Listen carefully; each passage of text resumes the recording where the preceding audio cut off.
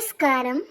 കഴിഞ്ഞ ദിവസമാണ് കൊല്ലം സുധിയുടെ മകൻ കിച്ചു സുധി രേണുവിനെ കാണാൻ സുധിലയത്തിൽ പോയിരുന്നു.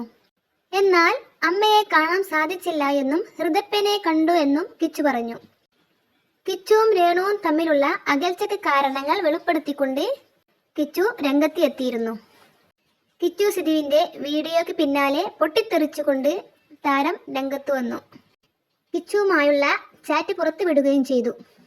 ഹൃദപ്പിനേക്കാൾ കൂടുതൽ കിച്ചുവിനെയാണ് സ്നേഹിച്ചതെന്നും താരം പറഞ്ഞു. ഭാവിയെ വരെ ബാധിക്കുന്ന പല കാരണങ്ങൾ ഉണ്ടെന്നും അതൊന്നും എന്നെ കൊണ്ട് പറയിപ്പിക്കണ്ട എന്നും രേണു പറഞ്ഞു. സുധിച്ചേട്ടൻ മരിച്ചത് മുതൽ എല്ലാ കാര്യങ്ങളും കിച്ചുവിനെ അറിയിച്ചുകൊണ്ടാണ് ഞാൻ ചെയ്തിരുന്നു എന്നും താരം പറഞ്ഞു.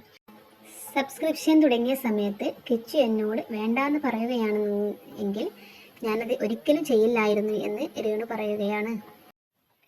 എൻ്റെ അസുഖത്തെക്കുറിച്ച് എൻ്റെ വീട്ടുകാരോട് മാത്രമേ ഡോക്ടർ പറഞ്ഞിട്ടുള്ളൂ.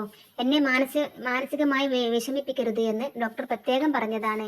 ഞാൻ ഏറ്റവും കൂടുതൽ സ്നേഹിച്ച നീ തന്നെയാണ് എന്നെ ഏറ്റവും കൂടുതൽ വിഷമിപ്പിച്ചത് എന്നും ഇനിയെങ്കിലും എന്നെ ദയവ് ചെയ്ത് എന്നെ ഉപദ്രവിക്കരുത് എന്നും രേണു പറഞ്ഞുകൊണ്ടാണ് നിർത്തുന്നത്. സബ്സ്ക്രൈബ് ചെയ്ത് സപ്പോർട്ട് ചെയ്യുക. നന്ദി.